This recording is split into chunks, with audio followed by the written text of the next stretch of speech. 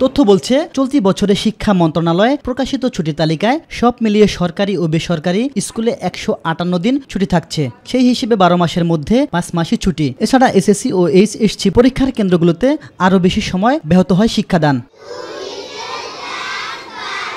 দীর্ঘ বন্ধে পড়াশোনায় অপূরণীয় ক্ষতি হয় শিক্ষার্থীদের। ক্লাসের গ্যাপ আসলে বাসায় করা তোলা সম্ভব না। ছুটির প্রভাব অবশ্যই বাচ্চাদের পড়ে, কারণ বাচ্চারা তো বাসায় পড়ালেখা করতে চায় না। স্কুলে আসলে একটা রেগুলার একটা রুটিনের মধ্যে থাকে, সবকিছু একটা রুটিন থাকে। অবশ্যই প্রভাব পড়ে। বাসায় তো পড়েই না, স্কুল থাকলে তো রেগুলার পড়া হয়। বাসায় তেমন একটা পড়ালেখা করতে চায় না। পরীক্ষার সময় ক্লাস নেওয়ার কোনো সুযোগ নেই বলে জানান শিক্ষা প্রতিষ্ঠানের প্রধানরা। প্রজাতন্ত্রের আদেশ পালন করাই সরকারি কাজ, স্কুলের একটা কাজ। ওনারা প্রজাতন্ত্রের আদেশ কি পেয়েছে যে তোমরা বাড়তি ক্লাস নিবা? এটার জন্য তারা কি ওইরকম করে? টিচাররা মনে করেন পরীক্ষার হলে ডিউটি করে এসে আবার ডিউটি করবে, আর 2 শিফট কিভাবে শিক্ষার্থীদের কিভাবে অ্যাকোমোডেশন হবে, এখানে আমাদের জন্য একটু কষ্টকর হবে যদি আমরা আবার পরীক্ষা চালাইও ক্লাস নেওয়ার কথা ভাবি, সেটা সম্ভব হয় না। সানবিট সব দিবে সামাল।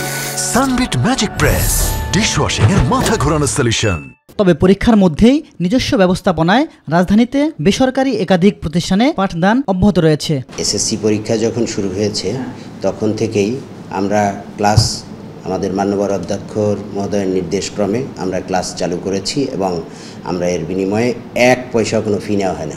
যদিও এ বিষয়ে সরকারি প্রতিষ্ঠানের শিক্ষকদের রয়েছে ভিন্ন বক্তব্য। সার্বিক বিষয়ে একাধিকবার কল ও মেসেজ দিলেও মাধ্যমিক ও উচ্চশিক্ষা অধিদপ্তরের মহাপরিচালক আজাদ খান কোনো বক্তব্য দিতে রাজি হননি। দীর্ঘ ছুটির ফলে শিক্ষার্থীদের পড়াশোনায় যে সংকট তৈরি হয় তা কোনোভাবেই বাসায় কাটিয়ে ওঠা সম্ভব নয়। তবে শিক্ষা প্রতিষ্ঠানে অতিরিক্ত ক্লাস নেওয়ার মাধ্যমেই রয়েছে এর সমাধান, এমনটি মনে করছেন শিক্ষা সংশ্লিষ্ট ব্যক্তিরা। ইলিয়াস মাতবর, মাই টিভি, ঢাকা।